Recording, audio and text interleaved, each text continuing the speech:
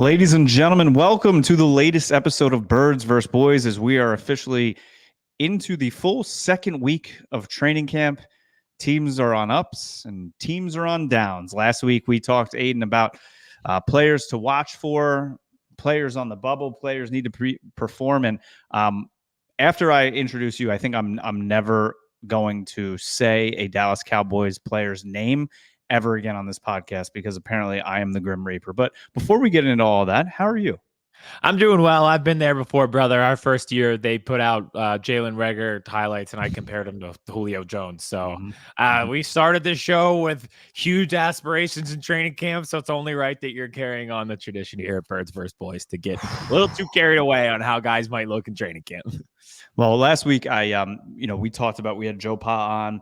We talked about, one player in each camp that you're keen to watch, that you're very intrigued in. And I went with Trey Lance for a multitude of reasons. I think a lot of people were saying that because one, the Dak contract, two, the controversy, three, hey, the backup quarterback's always, the next best thing. They traded a 5th round pick for him. They also traded, only got a 5th round pick for Amari Cooper, but he has been ass, apparently, like bad. He's been overthrowing receivers so high that Yao Ming and Wemby wouldn't be able to pull it down. They're so high. Not good. They're people are in the camp there are saying that he's overthrowing players because the field is crested and he's at the top of the crest, and just where the receivers are a little bit lower on the field. So he would be hitting him in the chest, but a little bit high. That cannot be. That's a joke. That's a joke. Okay. They were saying that, but it was a joke. That's how bad it is. Well, yeah, and every time we do this with Trey Lance, I genuinely feel bad for him because nothing has ever broken his way in his career. And it just feels like maybe at this point it may never do that. So but hey, we are 1 week into camp. We haven't even made it to the Hall of Fame game yet in Canton, Ohio. That is coming up this week. It's, we get to watch a series. We get a little taste. It's like your breadsticks at Olive Garden where your meal's on the way, but it's a good little taste. So there's a lot of time for him to progress, albeit not a great start when he needed it the most. Who's not going to progress for the Dallas Cowboys? Sam Williams, another player that I mentioned last week, a player that I said possibly could be sort of on the bubble, but it was only because of his antics, but a player that the Cowboys really needed to perform this year. Unfortunately, freak accident in a freaking special teams drill. Just planted his leg to, throw the punch, and boom, immediately down, writhing in pain. People in the sideline said he was just screaming. Ends up tearing his ACL with a partial MCL tear as well. Not good. Brutal in the first week, too.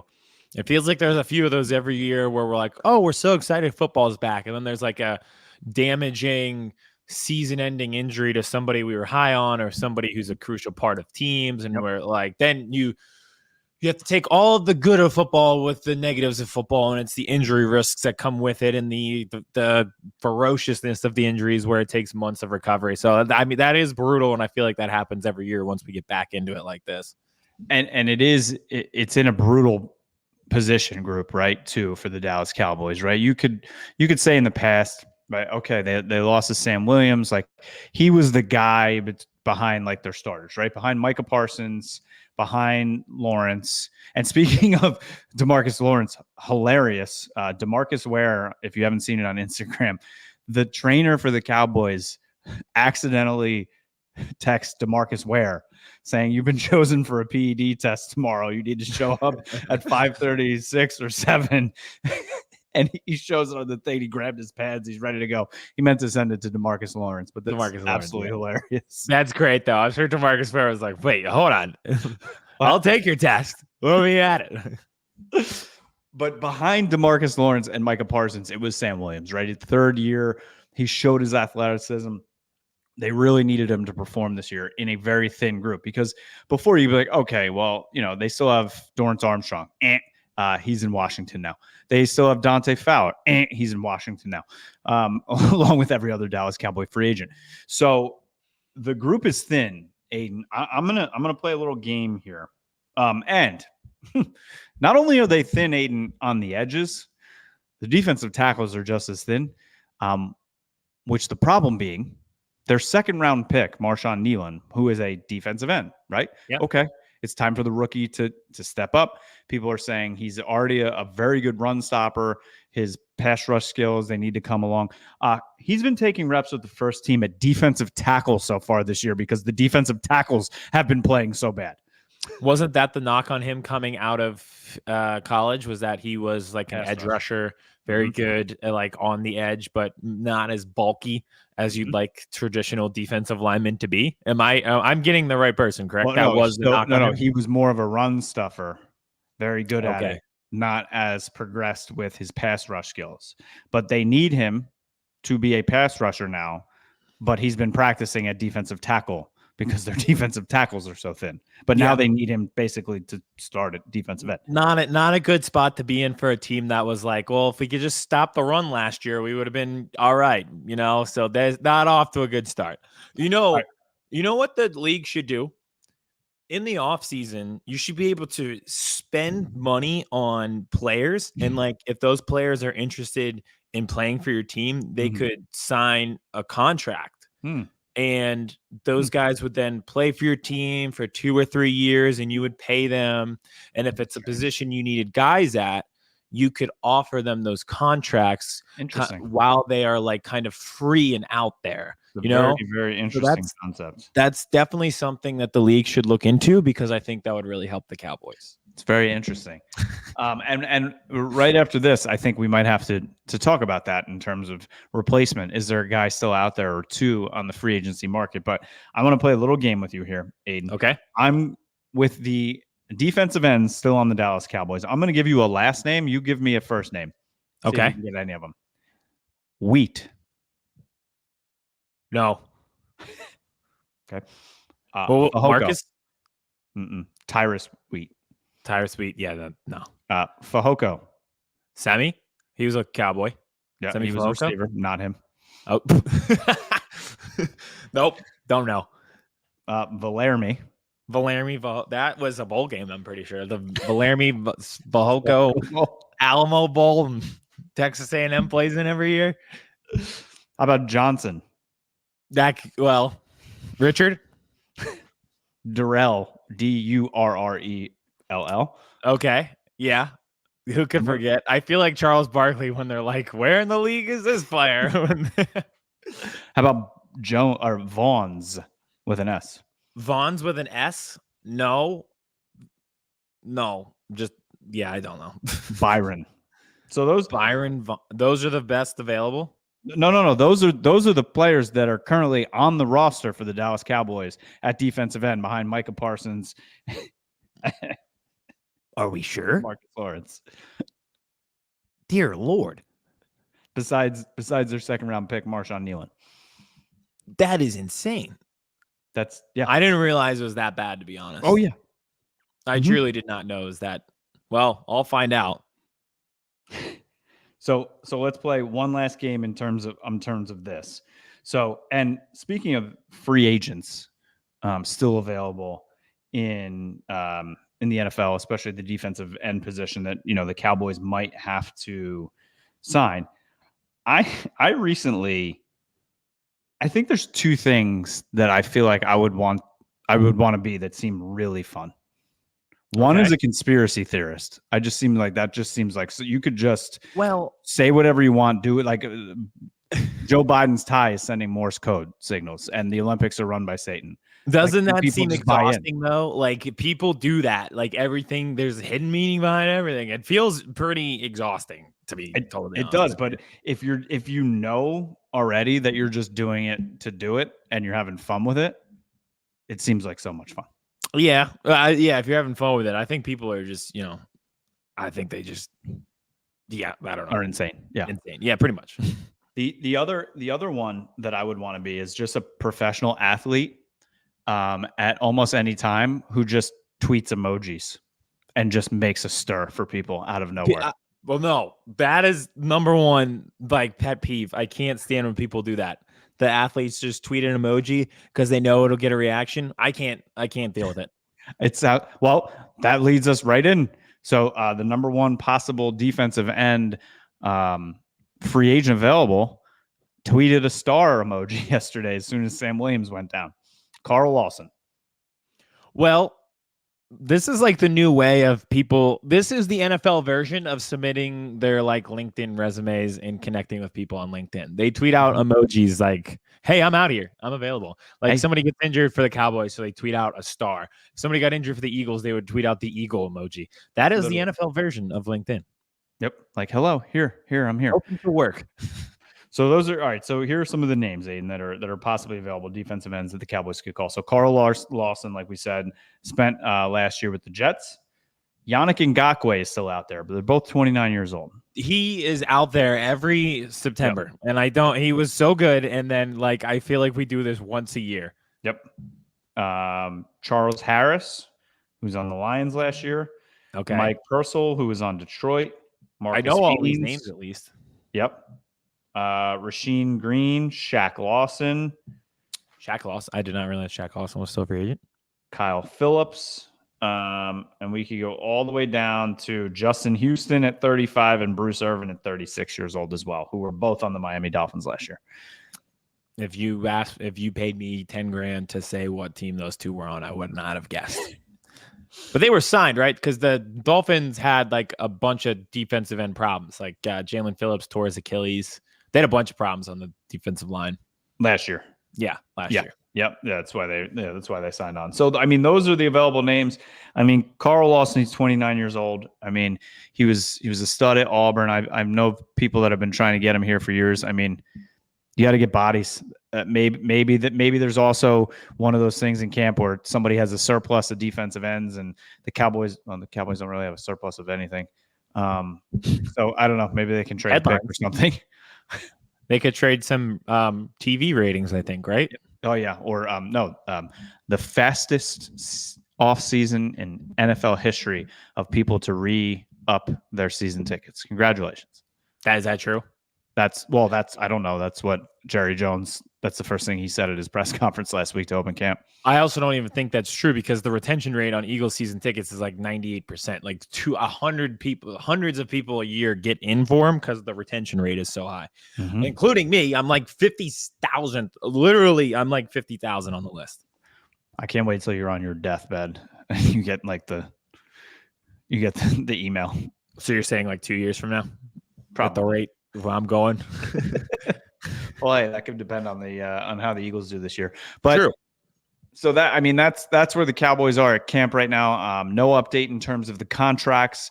Dak Prescott, happy birthday to him today. The only thing contract-wise that there isn't, I don't want to say an update, but Stephen Jones says they sent a contract offer to CeeDee Lamb on Friday. Well, they got right on that, huh? We shall see. Still not at camp? Still not in camp. And that's another thing right there. The receivers, right? We said another thin group. Offensive line. Tyler Guyton has been starting to get first team reps. We talked about this last week, Aidan, with the Cowboys' issues on the offensive line. Is it going to be Chuma Edoga or Tyler Guyton at left tackle? Edoga started camp at left tackle with the ones. Now Guyton's been playing there. It's been looking pretty good. I mean, hey, he's going against Micah Parsons all practice. So great way to get ready for Myles Garrett if he does get the start. And then the battle at camp between Hoffman and the rookie Cooper Beebe looks like as of right now, it's Hoffman's job. Beebe's the better athlete, better player. However, you know how coaches go, right? Yeah. Hoffman got some play last year, and so far the snapping has not been so great for Cooper Beebe. And if you remember, he played guard, he played tackle in games at K-State, never played center in a game, played in a practice. So there's a learning curve there. I was going to say he's more geared to being a guard. People loved him. I actually had him on the board for the Eagles. He was a guy I wanted just as like interior guard depth. So that is, I can see why he'd be struggling, but he was a really good guard. So I hope he figures it out because I think he's a good offensive lineman. But other than that, sunshines and rainbows. It is sunny in Oxnard, California. It is. Did you have that? It's beautiful weather, 80 degrees, no humidity, right on the ocean. I mean, what better way for camp cupcake for the Cowboys than to be on the beach. Exactly. It's great. And, CeeDee's on a beach. Not that beach, but he's on a beach. You see he tweeted, don't get it twisted, I love this shit on Instagram. No, but that of him like working out. Classic. I'm going to start doing that. I'm going to start posting myself with captions like an NFL wide receiver and see how it goes. But as a white male podcaster, should I do that? Just like, don't get it twisted, I love this shit. And it's like me with this microphone and like the camera and everything like that. And me like editing our TikToks and stuff.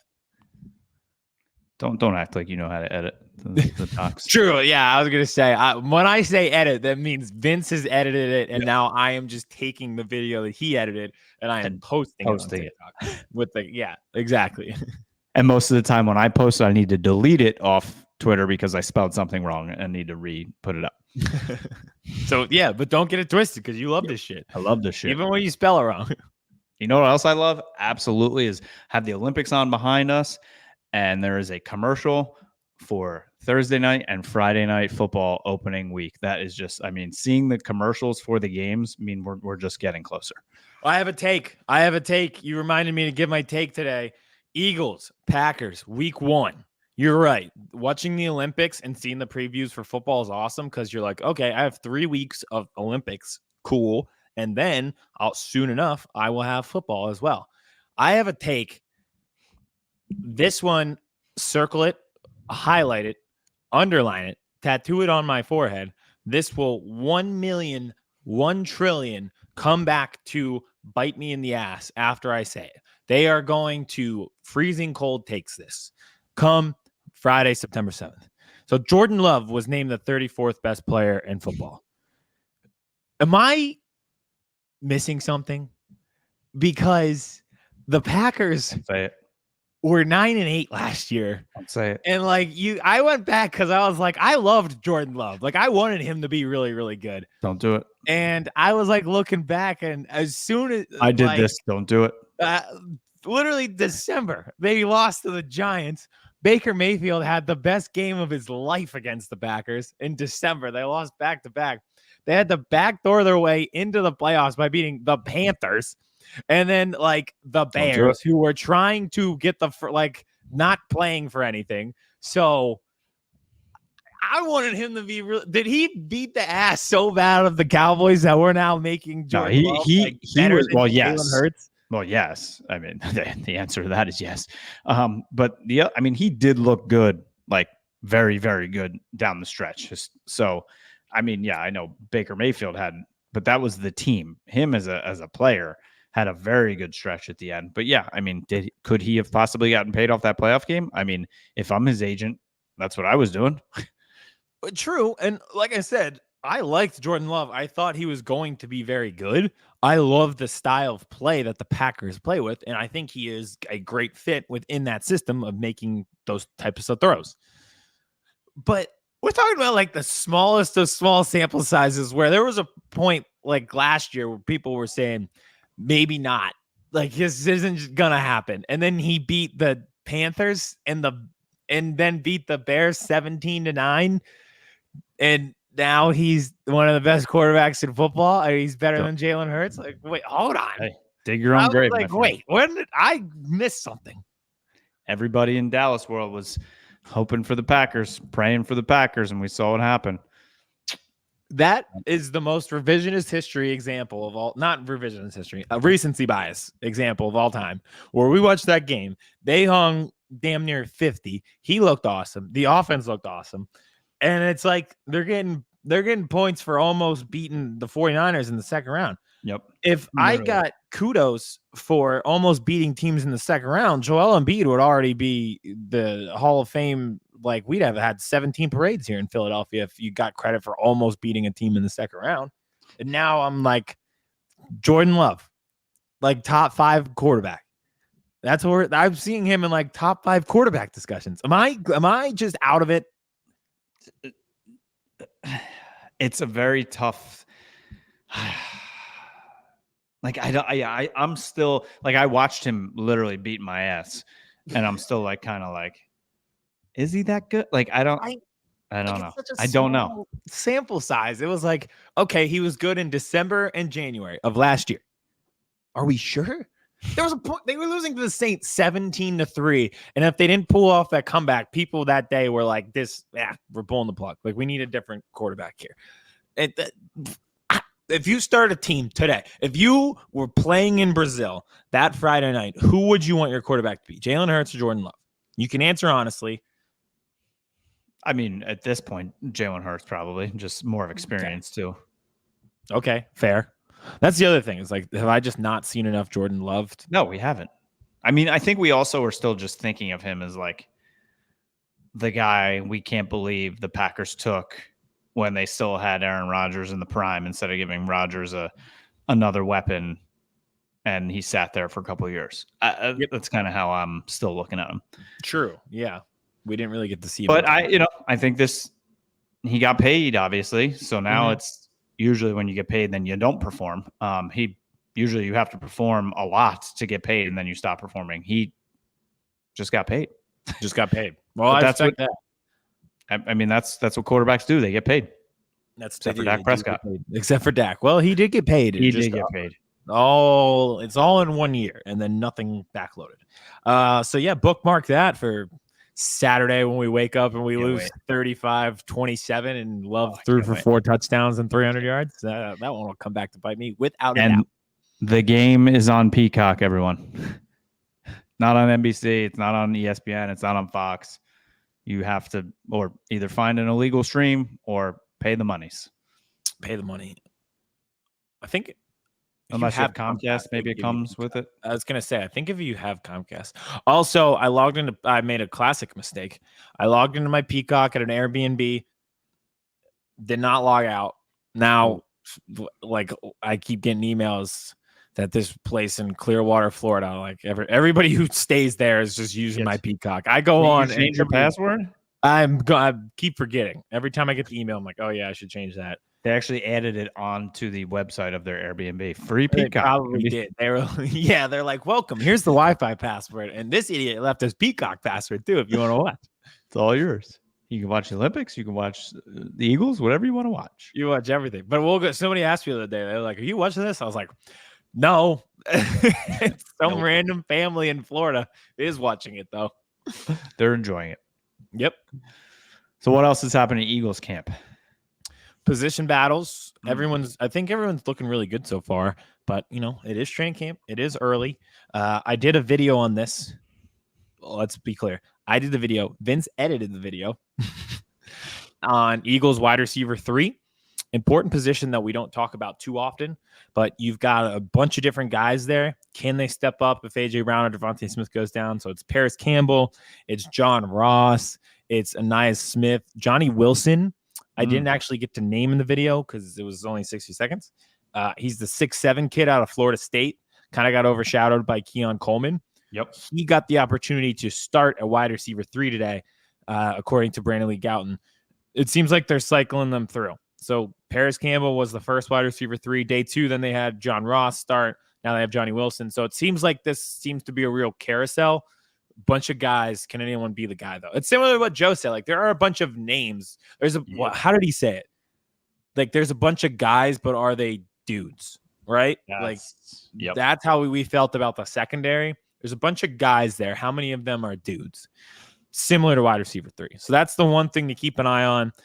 Of course, the first 2 wide receivers have looked awesome. Reports of Devontae Smith has mossed multiple people in camp. He even did it to Avonte Maddox today. Hurts is throwing the ball well to them. Everything looks good. A lot more motion. Yep. Avonte Maddox was interviewed, and he said they're lining everybody up at different spaces than he remembers before. So, like, they're rotating the receivers around, which I love to hear. Give them different looks. Throw in different stuff. So, it does sound, we wanted something more refreshing, and it does sound like it's a more refreshing offensive scheme. Yeah, I mean, it's new, right? It's Kellen Moore. I mean, I think everybody was saying the stagnation, somewhat of it did come from Nick Sirianni last year too. So hopefully he gives his new offensive coordinator a little more rope to run the offense the way he wants. Yeah, and it is definitely definitely feels like it's Kellen Moore's offense just based on what everyone has said. And Nick Sirianni is more of like the head coach, right? Yep. Which is, well, I like CEO. that. The CEO. Yes, be the CEO, delegate your responsibilities to other people.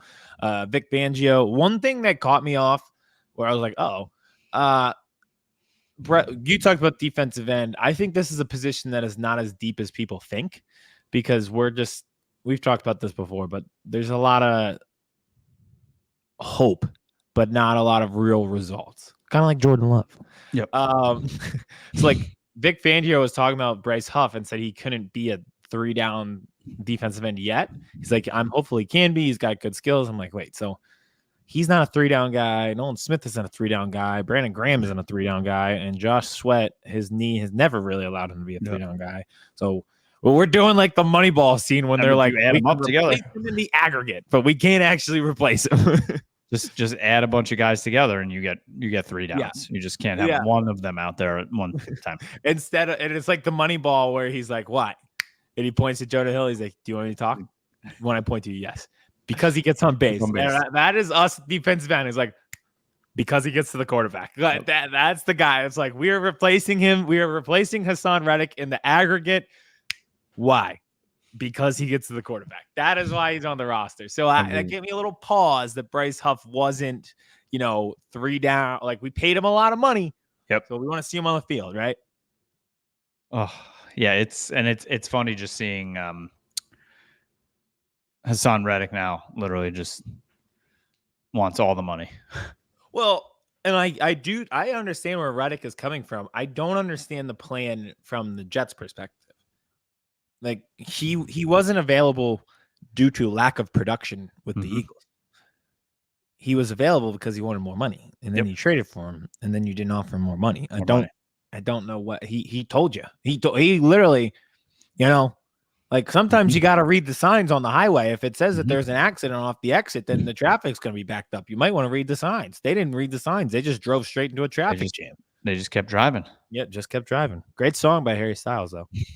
And I'm watching here behind just the Chinese women here just getting demolished by New Zealand in rugby. They shouldn't even why are they even letting them? And then Japan. How about our girl?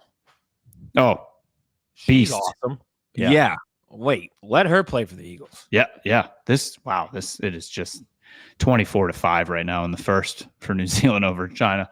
And then Japan has to female or women's basketball playing against Team USA right now. So that's not fun for them.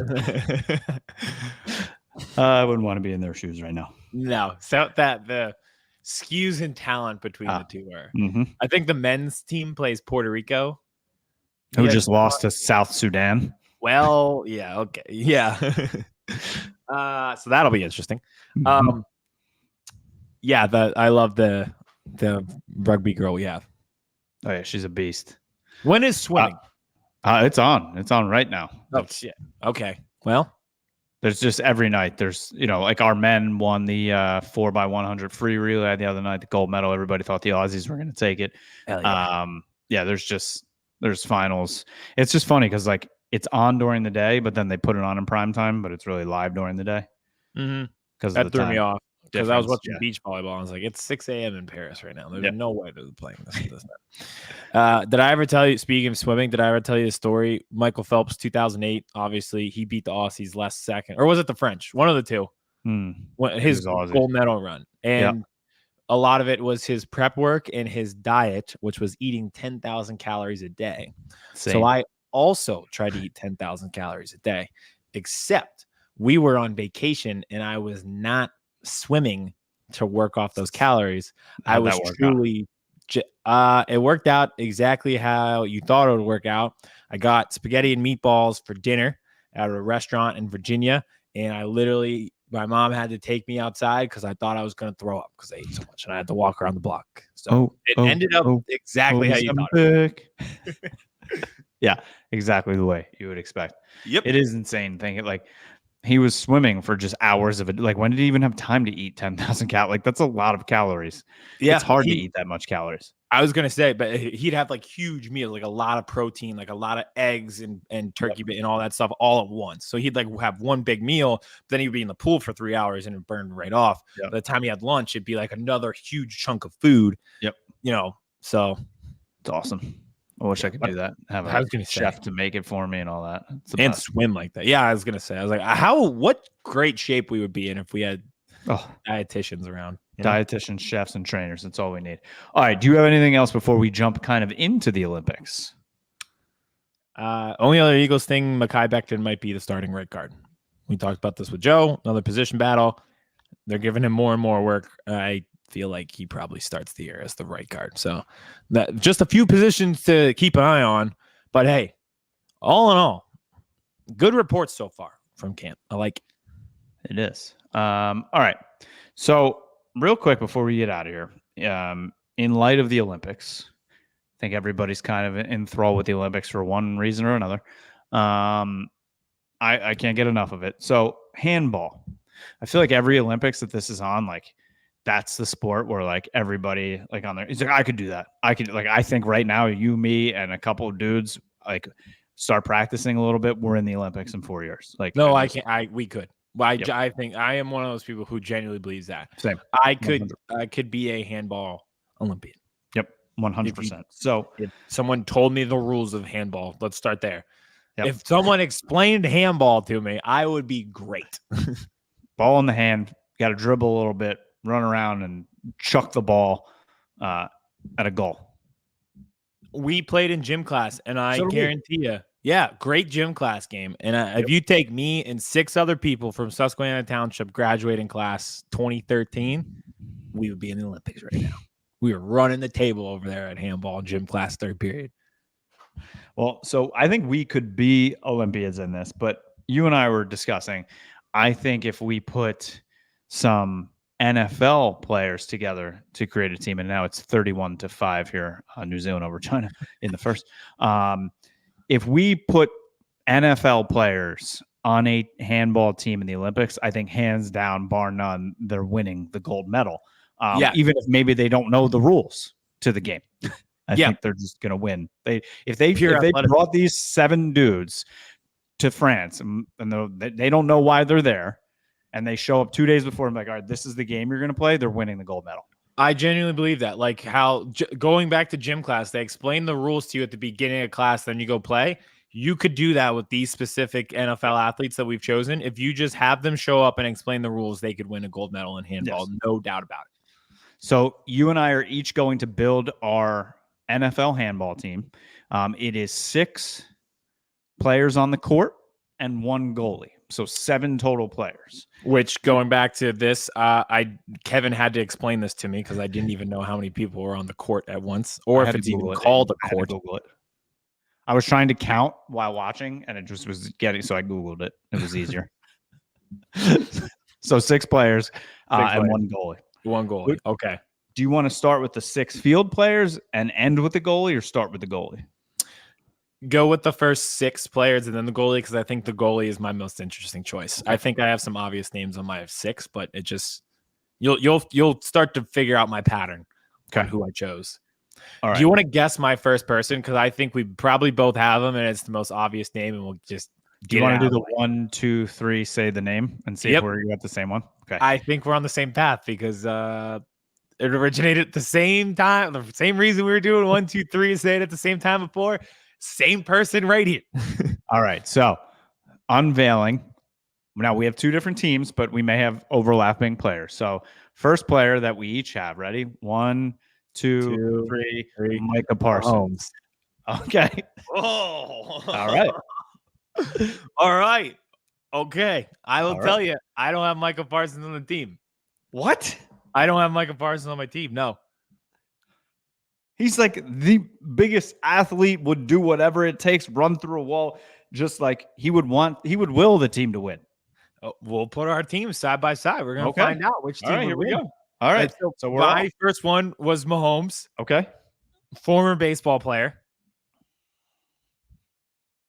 Dual athlete. Best quarterback. So I'm just looking for athletes who can rip it, throw it, do everything, super athletic, run, dual threat. So I went straight up like the baseball, football. No, he has a good arm route and just like different arm angles too. Mm-hmm. I thought Mm-hmm. would be important. Mm-hmm. So Assists, goals, all that. Yep. yeah, exactly. So I chose Mahomes.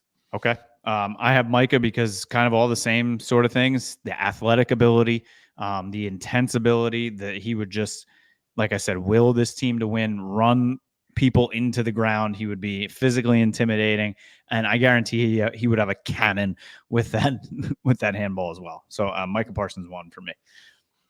All right. Well, that did not go how I thought it was. That's okay.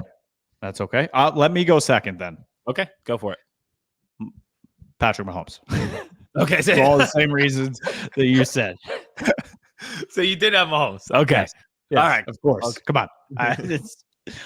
You and I said, I kind of want to have different players, but I want guys that can grip it and rip it, can pass the ball, and can just rip the ball into the net. Patrick Mahomes does all of that. So obviously. There you go. That's funny. All right, I'll give my number 2 because it's the same line of thinking, but I had Kyler Murray. So another baseball to football to handball pipeline where he was a shortstop. So I know he has good hand-eye coordination, which I think is number one thing for handball. Another guy can rip it. He has a good arm, quarterback, shortstop. So we know he has a strong arm. Twitchy. Like I feel like we've seen some of the runs Kyler's pulled off in the NFL. So I feel like he just like on a controlled space in a smaller court, he would be very difficult to cover and keep an eye on a handball court. So I had Kyler Murray as my second one. 2 for me is Tyreek Hill. Just speed. Yeah. No, not one person on that court would be able to keep up with him. He could run circles around everybody.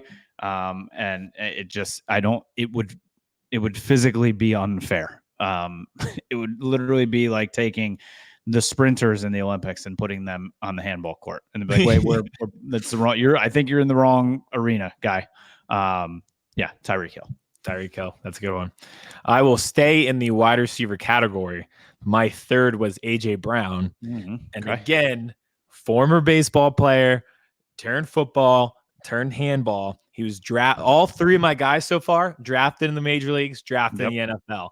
But a little bit different than AJ Brown, obviously, not the arm. Well, actually, he does, but not the quarterback angle, but more so, like you mentioned with Tyreek Hill, just a physical mismatch difference where he's going to be stronger than almost anybody on a handball court, can win pretty much. You throw the ball, he's going to go get it. Got a good arm, too. So I think he would just be an absolute mismatch out there because he's a dual athlete with a good arm, great hand-eye coordination, and good jump ball ability. It's like go up and, nobody's going one-on-one with AJ Brown out there on the handball court.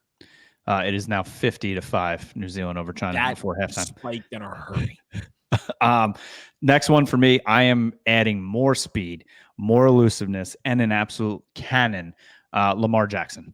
It is just, of course, if you don't have Lamar Jackson on this team, this was the guy actually where I had somebody else in this place. And then I was about to put pen to paper and I was like, wait a minute, I'm an idiot. Lamar Jackson needs to be on this team, MVP of the league. He would just be a bully to everybody on the handball court. Can you imagine Lamar Jackson going against someone from like Estonia? They would think he's a witch. You ever see that high school highlight where he stops on a dime and the guy goes right by him? He keeps walking. If he did that on a handball court, I think that the other countries might forfeit. They would quit. My next one is DK Metcalf. Ooh, because I was like, just put the biggest, most athletic physical specimen we have out there. This is a guy who not only is a insane contested catch wide receiver in the NFL, but also at one point tested out track in the 100-meter sprint and was competing with actual track stars. He's that fast. So between his speed, his athleticism, and strength, and catching ability, I thought he might be able to make it on a handball court. Love that. My next one is Christian McCaffrey, Mr. Swiss Army knife.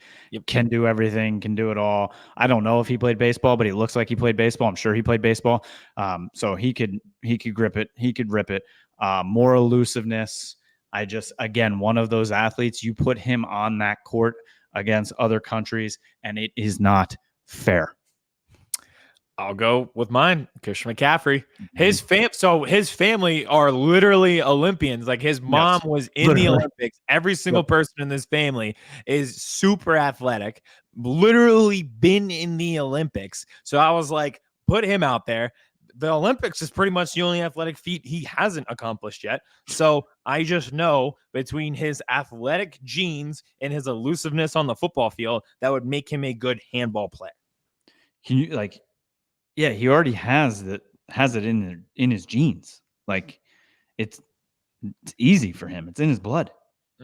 All right, last one. I'm throwing a little twist here. I know you put size and speed, athleticism. This guy ran a 4.6 40 at his pro day, but he's also 6'6", 310 pounds. I think he would be an absolute menace. He would scare people to death. And I guarantee he would rocket the ball. I'm putting Chris Jones out there.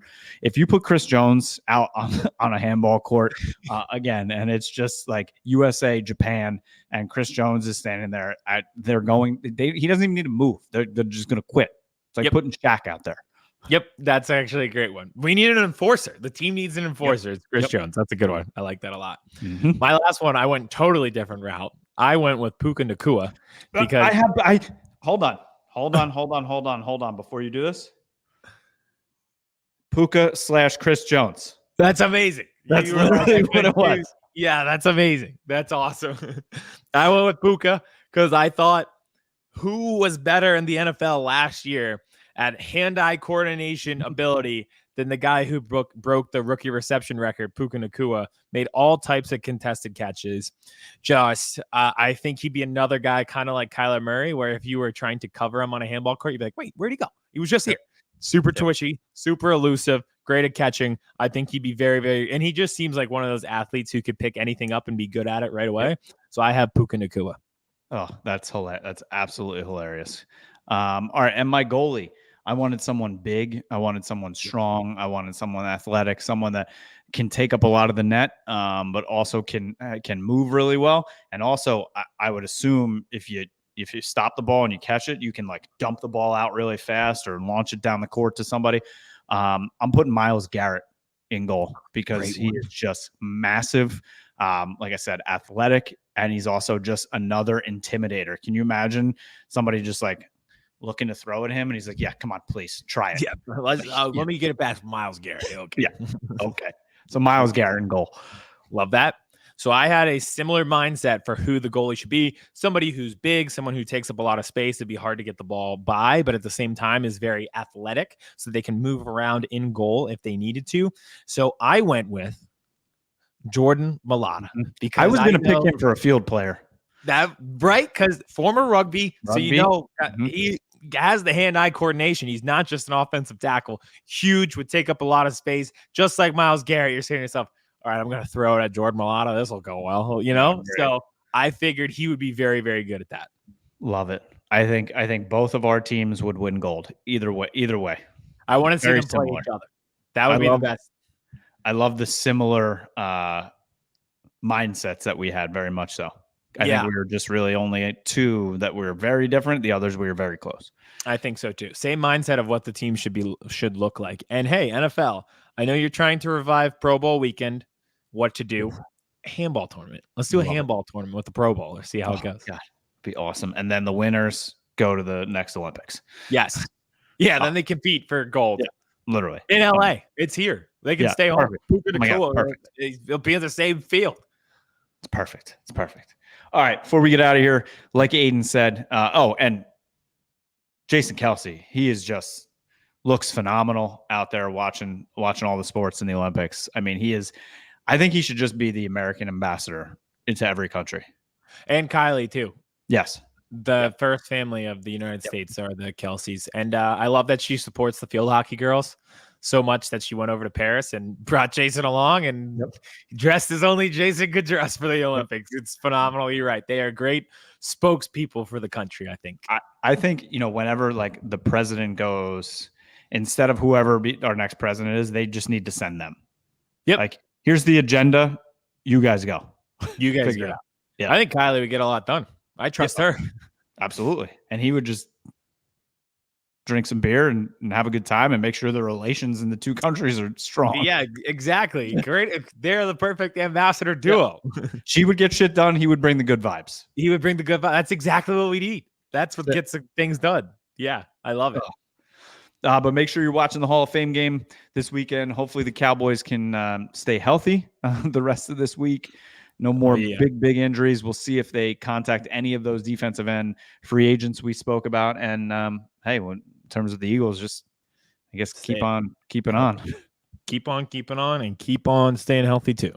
Mm-hmm. We will be back next week. Look out for little clips. Make sure you follow us on Twitter, Birds vs. Boys Pod on Twitter. That's where we put out lots of funny memes, any updates that are happening in terms of each of our camps. TikToks are going viral every single day, especially when Aidan puts them out. Does not edit them, but Vince edits them. Birds vs. Boys Pod. And anywhere you listen, we are there as well, Birds vs. Boys Pod. And please, please, please, if you are watching on YouTube and you have not yet, smash that subscribe button. That's where you will get full episodes, clips, and you will get to see our smiling faces every time you log on. We love all of you. We are getting just closer and closer every single day to football season. Definitely. Please subscribe. We want to hit 1,000 before the start of the season, and we're very, very close, and we are very, very close to football season. So this is a fantastic time of year. We love it. Boom. We appreciate you all. We will be back next week. Chris Hansen here, and I'm going to need you all to take a seat right over there and check out Birds versus Boys. I think you're completely right here, and I hate it. Yep. Hey, idiots. Stop doing dumb things. I got 2 phones. Upset alert. Upset alert. I might go insane. I think you're already there. There's no hope. Hope is gone. If this was an AFC North podcast, we'd be done in 15 minutes. Bob Hope. I'm going to drink bleach. That is the team you promised me you were going to be this year. This is the Consciously Hopeful podcast. I'll be watching.